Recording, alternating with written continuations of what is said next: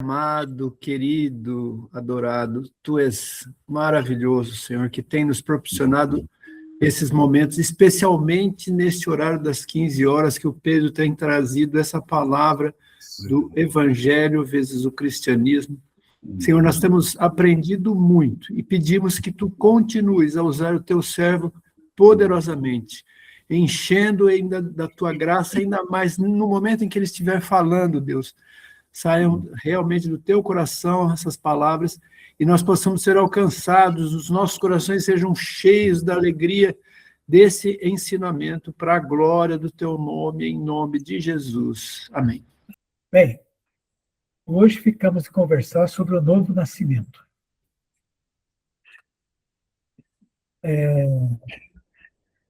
O que nascer de novo, né? No dia que Adão comeu do fruto, ele morreu, do conhecimento do bem e do mal, ele morreu espiritualmente e foi colocado para fora do ambiente da eternidade. E ele, então, viveu mais 930 anos, pelo menos, morto espiritualmente, mas vivo fisicamente. E assim ele reproduziu, né, essa situação na sua descendência. Então, os homens que nascem, né, vivem fisicamente, biologicamente, mas estão mortos espiritualmente.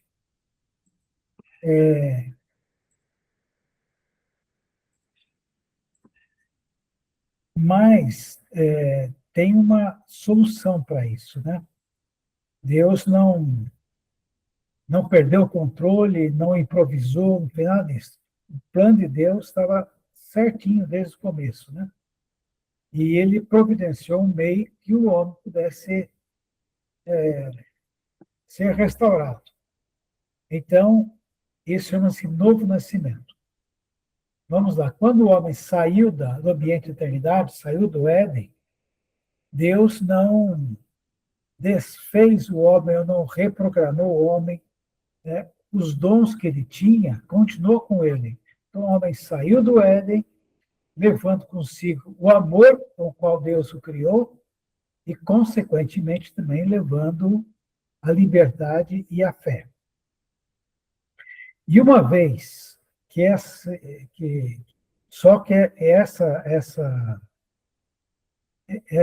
três características estavam mortas nele, né? Espiritualmente morto, essas características não estavam mortas. Mas, lá na frente, quando o homem, em algum momento, dá vazão ao amor, né? Como estamos visto aqui, né? O amor identifica-se com Deus, né? Então, quando ele dá vazão ao amor, ele é livre para isso, né? Ele vai nascer de novo, né? Ele vai crer novamente em Deus, né? Na medida da condição dele, possível dele.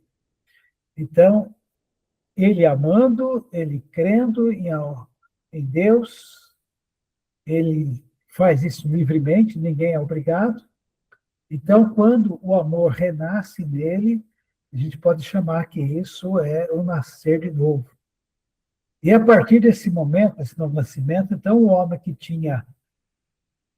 estava praticando, vivendo só sob a natureza carnal, porque a natureza espiritual estava morta, ele agora passa a ter também a natureza espiritual.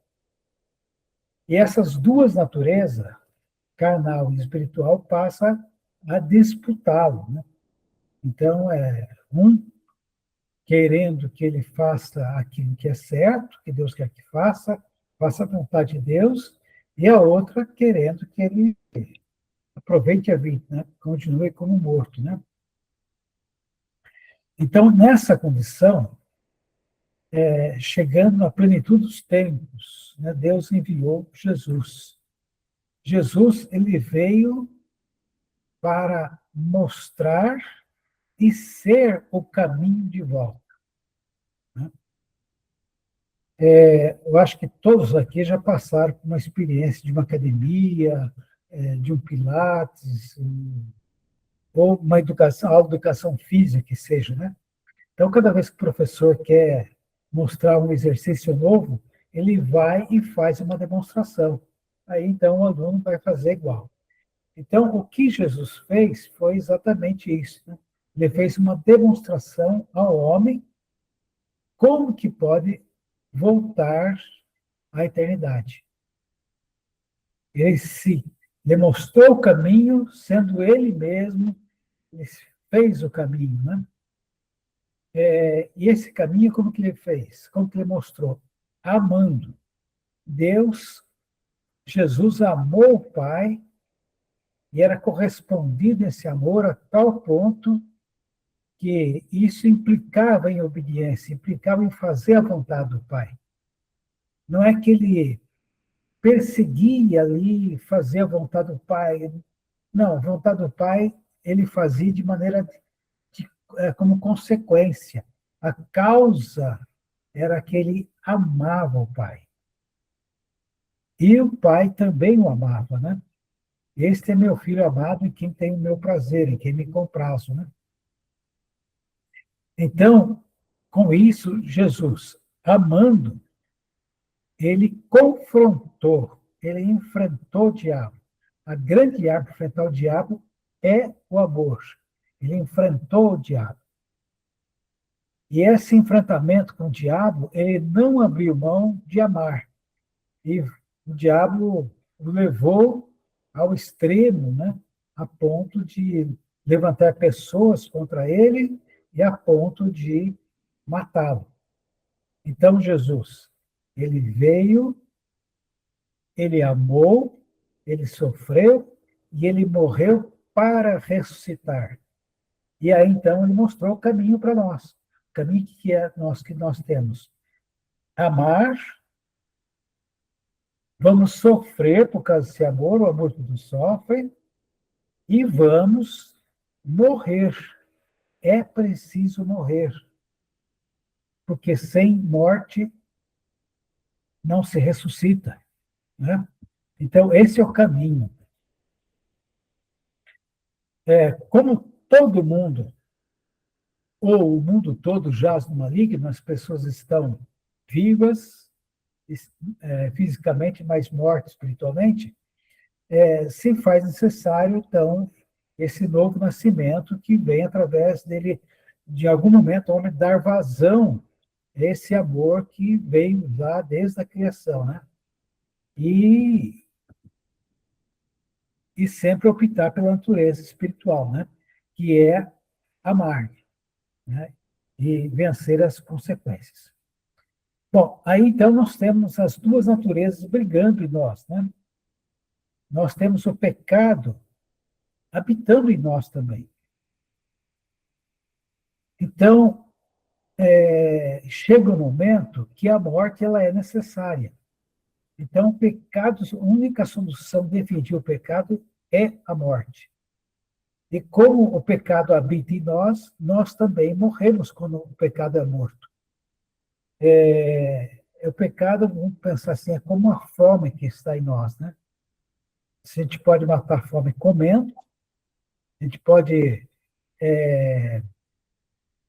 ser perdoado, a gente pode pedir perdão, se arrepender, mas a gente volta a pecar outra vez, a gente come e volta a ter fome novamente, mas um dia a gente morre. E o dia a gente morre, a fome não tem mais espaço em nós, não tem mais como agir em nós. Então, Deus tem o objetivo de matar o pecado. O salário do pecado é a morte, né? Diz lá Romanos 6:23. O salário do pecado, apesar de nós termos lido a vida inteira que o salário do pecador é a morte, mas lá está escrito que o salário do pecado é a morte. E aí o versículo continua, mas o dom gratuito de Deus é a vida eterna com Cristo Jesus. Ou seja, a vida eterna é para quem? Para o pecado? Não, para o homem. A fome fica lá, morre lá, mas o homem ressuscita para a vida eterna em Cristo Jesus. Esse é o caminho, só o homem ressuscita. Então, hoje ficamos por aqui, e amanhã, então, a gente vai ver um pouco sobre a morte de Jesus. Eu queria adiantar que Jesus não morreu no meu lugar. A morte de Jesus não substituiu a minha morte. Mas esse é um assunto para amanhã.